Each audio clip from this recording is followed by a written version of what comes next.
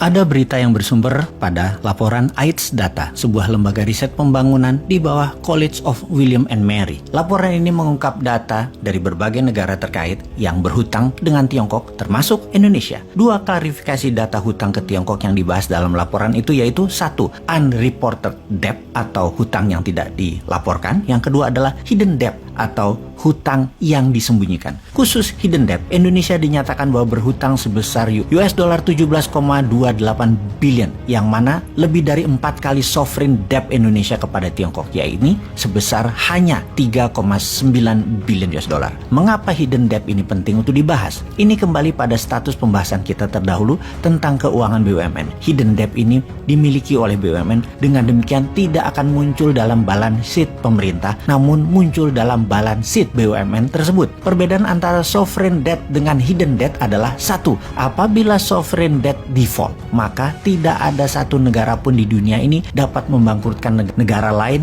karena sovereign debt ini. Biasanya menyelesaikannya dilakukan dengan revolving hutang dengan tenor dan bunga yang baru, atau diselesaikannya oleh IMF dan World Bank. Lain halnya dengan hidden debt. Jika default, maka satu, pertama, ditawarkan kepada pemegang saham mayoritas BUMN, yaitu pemerintah, untuk membayar debt ini. Dan dua, jika tidak tersedia maka aset diambil, dan jika tidak cukup maka aset-aset pemerintah lainnya ikut disita. Ingat, ini bedanya ya. Inilah bahaya hidden debt. Garuda, PLN itu berpotensi hilang aset atau diakuisisi asing. Memang pejabat BUMN membantah bahwa hutang-hutang ini tidak dipublikasikan secara transparan kepada publik dengan merujuk pada laporan Bank Indonesia. Tetapi maksud hidden debt dalam penelitian ini lebih kepada tidak dimuatnya hidden debt ini di balance sheet pemerintah. Karena tetap saja pemerintah berpendapat bahwa penyertaan modal pemerintah dalam BUMN itu bukan fiskal. Ini aneh sekali. Ya, tapi namanya juga lagi berkuasa.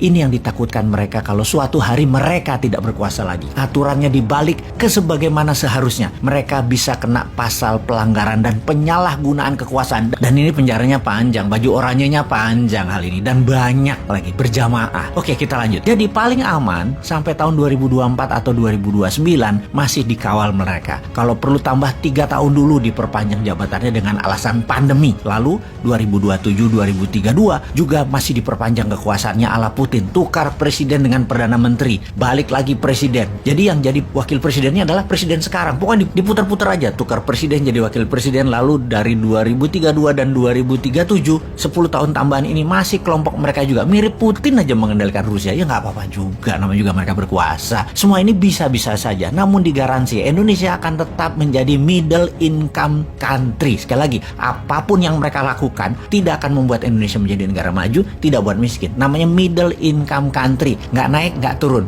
Ya udah, kalau rakyat emang senang begitu, pilih aja mereka lagi. Tapi kalau mau maju menjadi superpower, pilih New Mind. Sekali lagi, Indonesia dibuat tidak kaya dan dibuat tidak miskin, tetapi pejabat dan oligarkinya kaya raya melintir-melintir. Baiklah, kita kembali ke topik hutang disembunyikan dari APBN. Pada prinsipnya, ekonom barat tetap berpendapat hutang Tiongkok yang tidak dipublis atau hidden debt digolongkan kepada fiskal dengan istilah kuasi fiskal. Kuasi fiskal ini saat ini menjadi pertanyaan. Yang nanggung negara kok dibilang tidak ditanggung sih? Oh, kalau diangkat atau dimasukkan APBN menjadi hutang negara, maka akan tercatat hutang negara dari PDB bisa membuat pemerintah saat ini di-impeach dan bisa dicopot di tengah jalan karena melebihi batas hutang. Wih, jangan sampai terjadi begitu deh. Oke deh, kita sambung untuk menyaksikan video lain lagi yang bisa menjadi pelajaran buat Anda semua. Terima kasih sahabat.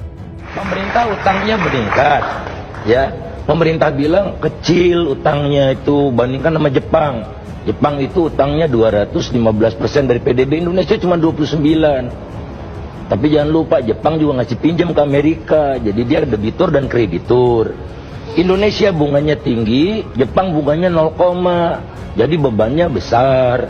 Kemudian Jepang utangnya itu 90% kepada rakyatnya sendiri, jadi kalau bayar bunga uangnya nggak lari. Indonesia tertinggi di dunia, utangnya yang dipegang oleh asing, bonds ya gitu. Jadi jangan nyesatkan juga dong gitu, seolah-olah Indonesia utangnya nggak ada apa-apa gitu. Faktanya adalah Indonesia berutang karena apa? Karena pengeluarannya meningkat, pendapatannya turun. Tax ratio 5 tahun terakhir turun. Di era Pak Jokowi setiap tahun tax ratio turun. sehingga penerimaannya naik, pengeluarannya turun. Nah, akibatnya utang tambah banyak. Nah, utang tambah banyak itu saya ingin katakan alokasinya lebih banyak untuk material, kedua bayar bunga, ketiga baru capex. Disitulah infrastruktur.